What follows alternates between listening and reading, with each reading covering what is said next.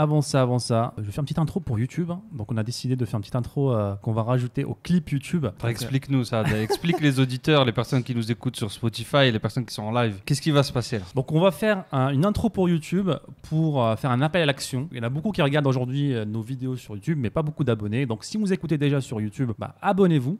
Si vous regardez la vidéo plutôt sur YouTube, abonnez-vous, laissez un petit pouce bleu. Ça, en fait, ça aide l'algorithme à aller chercher plus de gens, puisque plus il y a de l'engagement et plus l'algorithme va montrer vos vidéos à une nouvelle audience. Ah, carrément. YouTube et même toutes les plateformes en général. Maintenant, tu n'as pas d'engagement, tu te fais casser en deux par la plateforme.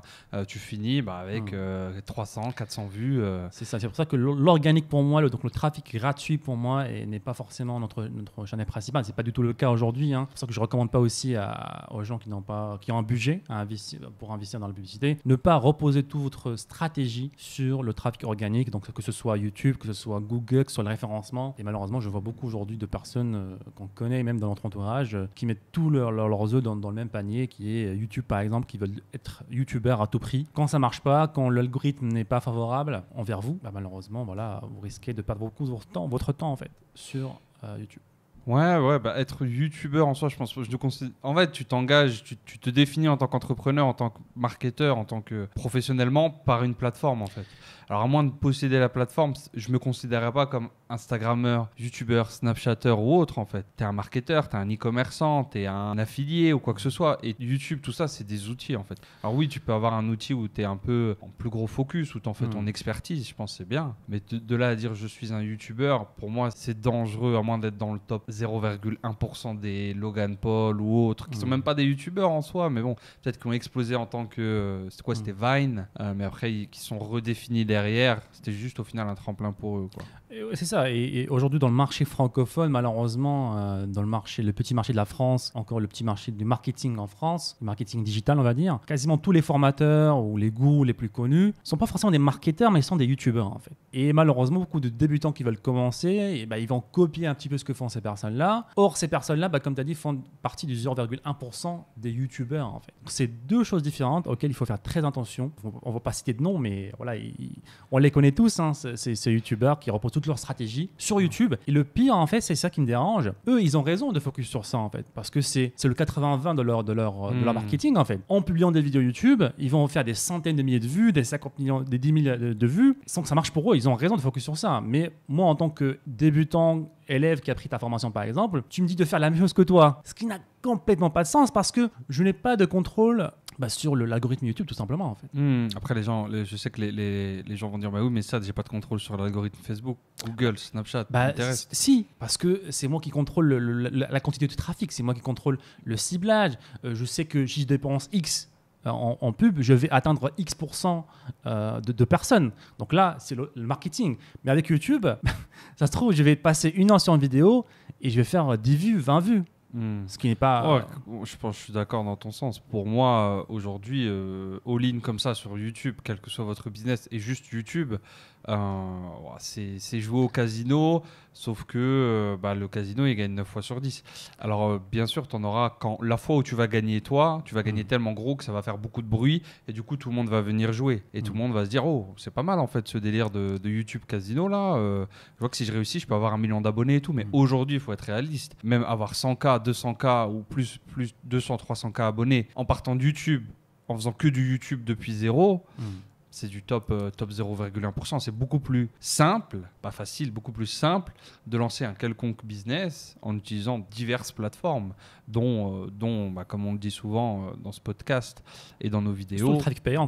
Du trafic payant, il faut dire ce qu'il y a maintenant pour générer de l'argent. En fait, les gens veulent tout vite, en fait. C'est-à-dire qu'ils veulent YouTube, ok, ils veulent la beauté de YouTube, la fameuse beauté qu'on nous vend, c'est je m'assois, je fais une vidéo, je gagne de l'argent en automatique sans investir un seul euro. Ça, c'est les trucs préférés en gros des nouveaux personnes qui débutent. Ne surtout pas investir, alors surtout pas, parce que sinon on sait pas, il y a une malédiction, t'es du côté obscur, t'as un mec qui achète des pubs, comme on t'a dit une fois ça, si tes produits ils étaient si bons, t'aurais pas besoin de faire de pubs pour les vendre. Celle-là, je pense qu'il faut l'encadrer, faut retrouver la personne qui nous a dit ça, tu le ramènes dans le podcast et tu explique-nous. Explique-nous tout parce que je pense que il a percé le secret en fait. Quand tes produits sont bons, ça, il faut pas faire de pub. Malheureusement, je crois qu'il est pas tout seul. Hein. C'est quelque chose qui est très, très répandu aujourd'hui dans le marché francophone. Et je pense que ces gros youtubeurs, ils contribuent beaucoup en fait. Parce que ils sont un petit peu un symbole en fait. Voilà, ils ont un mini-culte quand même. Hein. Des personnes qui ont 100 000 abonnés, 200 000 abonnés. Voilà, elle a des personnes qui la suivent de manière quotidienne. Et elle voit que cette personne-là, elle fait pas des pubs, en fait. Elle fait une vidéo YouTube et c'est gratuit. C'est lui qui est venu voir la vidéo YouTube. Or, il sait pas que, en fait, l'algorithme a beaucoup joué. Ou alors, soit la personne, elle a commencé très tôt dans YouTube et que l'algorithme, à un moment donné, a poussé la vidéo. Et il n'y a pas de formule exacte en fait. Il n'y a pas aujourd'hui une formule YouTube ou peu importe qui te garantit de la viralité. La formule de la viralité, elle n'existe pas. Alors il y a certaines choses qu'on peut mettre en place, mais ce n'est jamais garanti, quoi.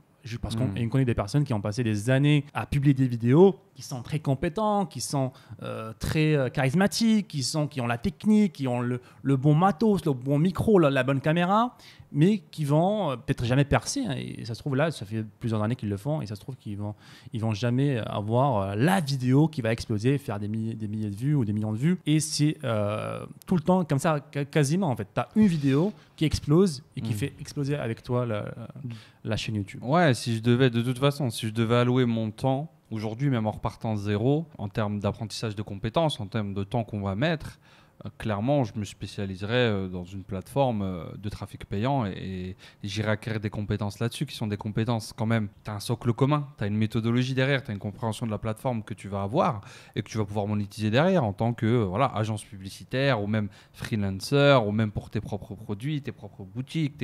Si tu sors un livre, si tu sors un e-book, tu auras quelque chose, tu auras des compétences sur lesquelles te baser. Par exemple, là, on nous dit oui, ça, Adam, vous repartez de zéro, vous n'avez plus aucun business. Vous n'avez pas le droit de refaire de l'e-commerce ou tout ce qui est en rapport avec un livre e-commerce ou un programme de coaching e-commerce. Qu'est-ce que tu fais ? Je prends mes compétences en marketing, en acquisition de trafic, je les propose à des grandes entreprises. Je leur dis, écoutez, moi voilà, j'ai monté mes propres marques, j'ai dépensé tant, j'ai fait tant d'euros. J'ai des résultats 1, 2. J'ai une méthodologie qui est duplicable en fait.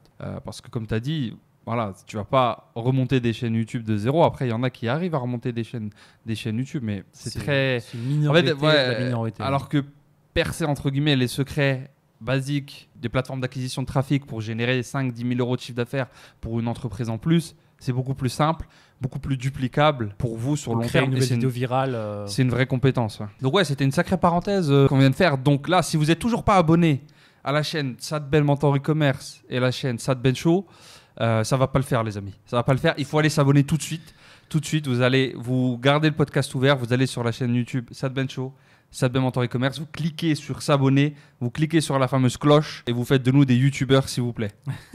Moi, j'en rêve la nuit. Sad, il me dit toujours, je comprends pas, on n'a pas le trophée 100 000. Il me faut un autre trophée, il me faut des trophées. Ils vont y croire là. Il faut arrêter là. on va finir par te croire là. Mais non, mais plus sérieusement, oui, l'algorithme est dur, donc soyez avec nous, les amis, comme ça, on continue à vous faire du lourd.